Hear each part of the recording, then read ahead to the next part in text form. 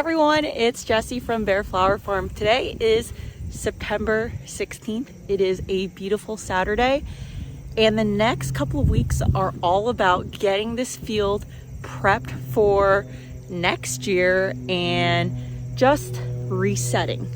So I actually have the week after off, and my goal is to get all the weeds out, to start building some of the raised beds, to prep the areas for just getting ready for putting seedlings in or overwintering them.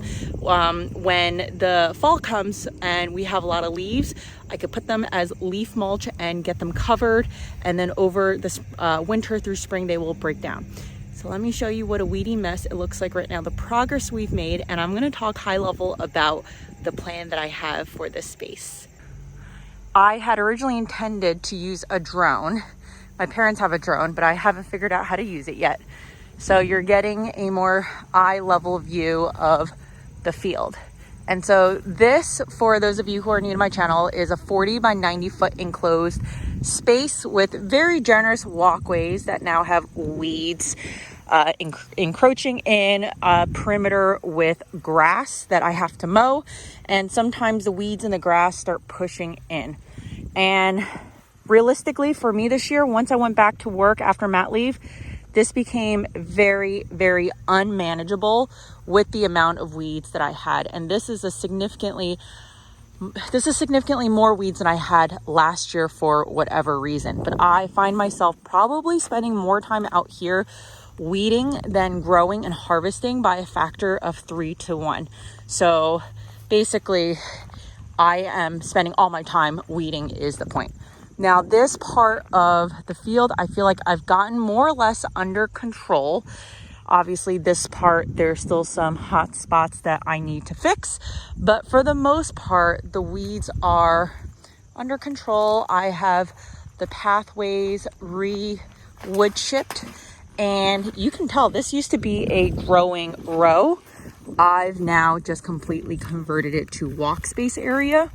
This eventually will also go to, as well as these 2 rows. So I am shrinking the grow space, and I am going to selectively keep certain things in, like the yarrow will stay in. Yarrow is a very profitable crop for me. This stuff will be in year 2 next year, so it should have fantastic blooms, and then we'll figure out what to do. So it's going to look a little bit piecemeal, but it's also going to be a lot more manageable for me. So let's talk about why I'm doing this. One, besides the fact that it felt unmanageable and I spent all my time weeding, there were days where I really wanted to bury my head in the ground and not come out here because it would rain. I would be gone for work for like 2-3 days, and boom, the weeds would come out, and it just felt like I could never keep up. And I know that a lot of you feel the same way. So because of the amount of time I spent weeding, I was very unproductive with the space. So I feel like I could probably grow the same amount that I grew this year in basically a third of this footprint, which is kind of crazy. The second thing here is we got a tractor. So it was incredible yesterday having Eric drive through this gate, coming through here, and just dump the wood chips over there. And he was able to use his bucket to level it. And it's just one of those things where it's like, yeah, I don't have to put in manual labor, and it's such a time saver. So I want to maximize the space to make it more tractor friendly. And I'm so glad that I upgraded this gate, because this is not a standard gate from Deer Busters, which is where I got my fence from. If you're interested in my deer fence, I did do a video. Overall, the fence quality is good. I had some, I guess, challenges with Deer Busters as a whole and a lack of instructions that they had, but generally we were happy with the fence. So I'll put a link to the video below. So luckily I upgraded that without ever thinking we'd need a tractor. It's just like a bigger gate is better just in case, and the tractor just fits through there. So my goal is to really get all of this. Once the straw flower is done over here, I'm going to convert it to this wood chip aisle. Once the dahlias are done, we're going to do the same, and then we're going to focus primarily growing over there. And I'm going to try to build some raised beds for tulips and some other stuff that I'm growing, just because we have some extra 2x6s left over from the garage project, and I like raised beds. I think that they're a lot easier to work with. They in the chance that you have a lot of rainfall. They also help protect your flowers in case if there are any low spots. So more on that later, but for now I am going to try to clean up this area, and I'm going to show you my progress along various points. And hopefully by the end of the month, I will have this in a much better state than it is now. Hey guys, couple of weeks later, September 27th, out here doing some more weeding and even some direct seeding. Just want to show you the slow progress that I've made. All right, so we're getting there. I ended up ripping out this entire bed of snaps because they just looked so bad. Direct seeded some scabiosa here. So that will be a spring crop.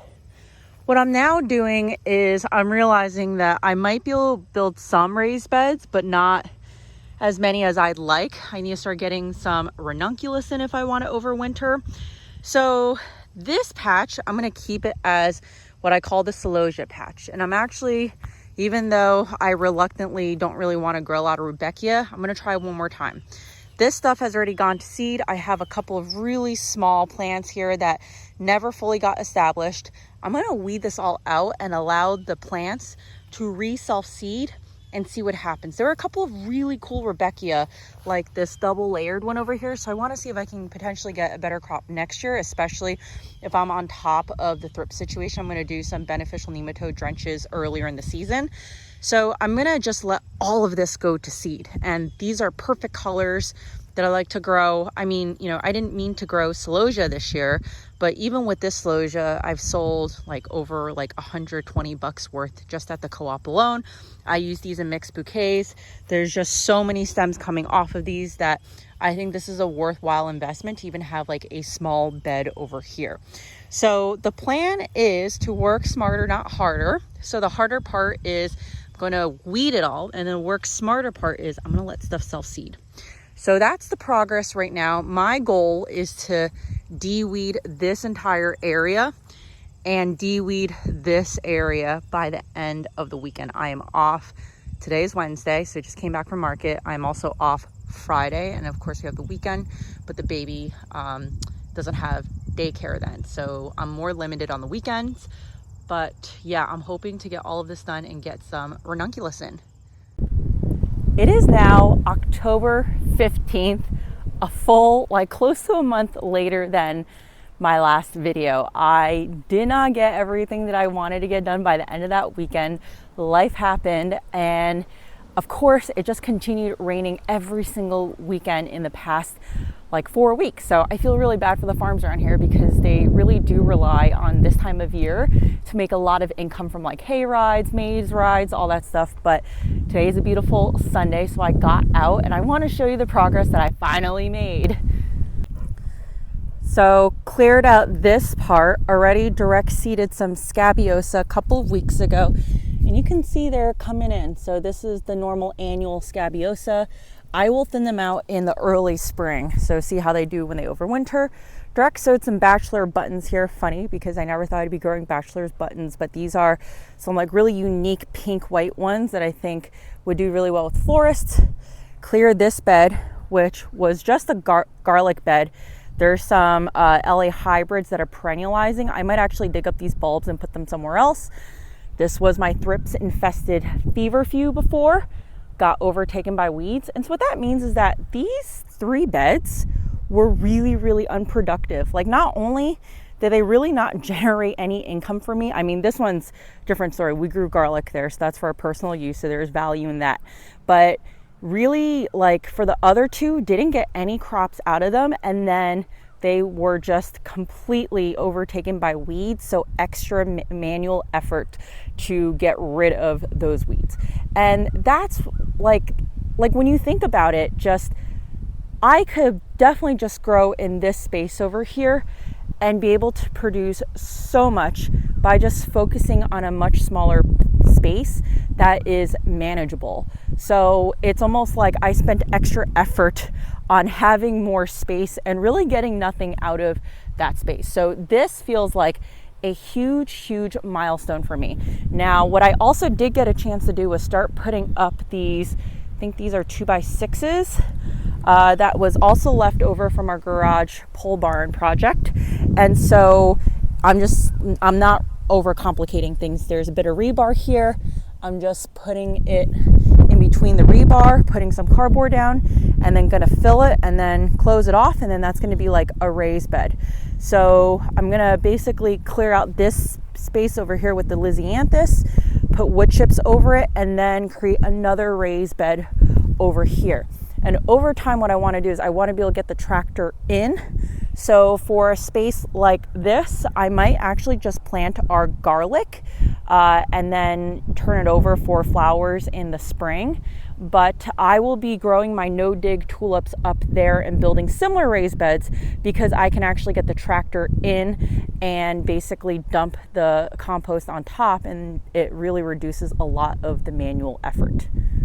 So here's the thing, I went so hard, I kind of overdid it.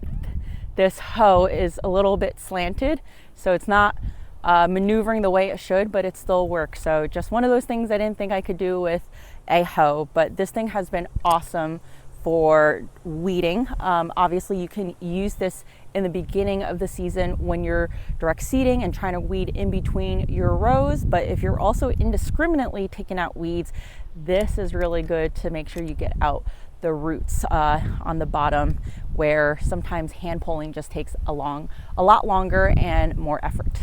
One other thing that I will go into more detail in another video. So you can see I'm starting to clear out this space over here, lay down cardboard. I'm gonna get Eric to put some wood chips on here later, but lilies over here. So this is a 17-inch raised bed. These used to be, I mean, we moved here last year. I bought these basically to be shipped on the weekend that we moved in because I had wanted to grow vegetables for our home garden. And then that was out there in that area. We ended up having a septic project. So it was kind of just laying out there, and I was like, you know what, let me put this to use, put it in here, smother out the weeds, and I planted my lilies in here. So now that most of the lilies are done, except for here, we've got another succession that is just blooming. Ooh, this one's coming up. But what I'm gonna do is, you can see I left some leaves on, so I'm trying to allow the bulbs to regenerate. There hasn't been that much time to let them regenerate, but I'm going to basically, probably in the beginning of November, I'm going to clip these all the way down, and then I'm going to lay the tulips on top, so almost like lasagna method of gardening, and then cover this with soil, and then we're gonna see what happens. So at the minimum, I will be able to plant my tulips here and then pull them out without it being like tulip hell this year because I have very clay soil. And then hopefully after, when I pull up the tulips, the lilies will still grow. So not sure if I'll actually get a full crop out of those lilies, but even if they don't flower, I've already gotten one succession out of them. These, I was supposed to treat them like annuals anyway, so there really is no con or downside to doing that. And so I have this bed, that bed, and then that Vigo bed over there where I'm going to replicate that.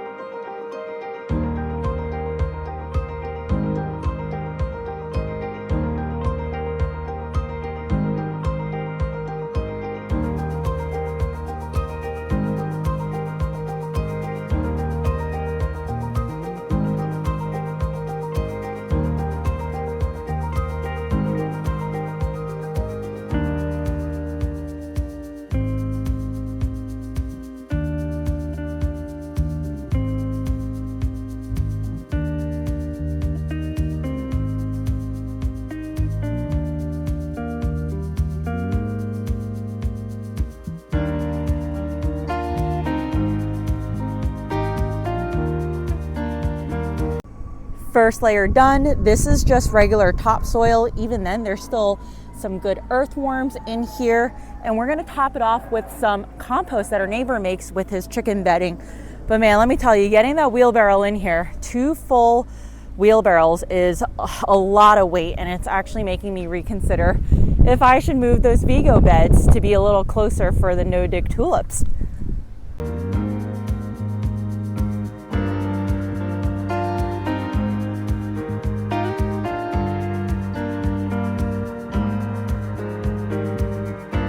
So this was just a bit of a peek of the behind the scenes of what's going on right now. This here is a great example of why I am so motivated to rework this space to be able to get in a tractor. So I know it's kind of hard for some people, especially those who are excited to get their grow spaces up and running, to hear that I want to shrink my space. So, I mean, at the end of the day, I think next year is all about working smarter and not harder. And this, if I did it by hand, would have easily taken me hours. There was some topsoil on here before. That topsoil came from me going out all the way over there, shoveling by hand, then getting the wheelbarrow out here, dumping it, raking it, and that already took 15 minutes. And that was probably about a third of a wheelbarrow's worth. So to the extent that I can get machinery in here, the smarter I think I'll be able to farm. So anyway, let me know if you've ever downsized your farming and what you did. And let me know if you actually prefer to farm in raised beds. It's kind of funny to use the word farm because there are so many things that how do you say it? It's not that you can't do in a bed, but you don't need to do in a bed. So for example, I have an earthway seeder, which is great for doing rows and rows of sunflowers.